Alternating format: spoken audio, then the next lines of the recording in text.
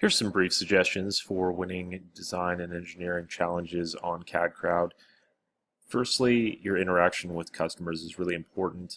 Asking a lot of questions and making sure that there's a complete contest project summary is really important. If it looks like there's any information missing or any clarity needed, you can check out this page, which fully outlines what information we tell clients to include with their contest. If they've forgotten anything, it's helpful to send them a polite reminder to include additional details in their contest description. As far as payments are concerned, payment pending contests, in other words, when a contest is launched without a client deposit, it's important to read this article for success with those. The next piece of advice for success with design contests on Cad Crowd is to submit your design early. In some cases, clients will close a contest before it ends because they really like a design that they see that's submitted and kind of fall in love with it. So if you submit early, or at least send a message indicating to the client that you're planning on submitting a design, that please hold off closing it, you're more likely to not be disappointed by working on a design only to have the contest closed before the scheduled end date. The reason we allow clients to close their contest before the scheduled end date is simply because it avoids designers ineffectively allocating time towards a contest that a winning designer is already basically chosen for. So it just saves everyone time. An important step to take also is to add a contest to your watch list. So just simply on the contest page, just click the Add to Watch List button and you'll be notified by email if a contest closes early for any reason. Another piece of advice is to simply follow the user terms of service and design originality policy for any design entries. Just basically submit work that's your own designs and not other people's.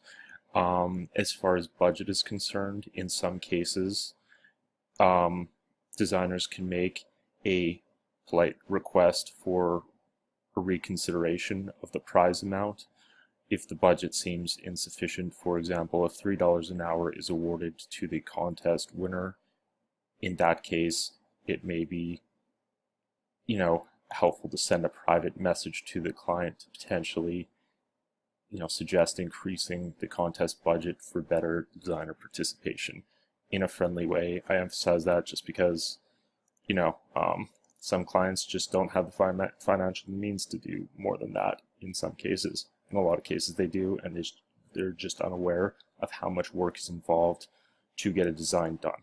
So the next thing is fraud, so just be wary of suspicious contest activity.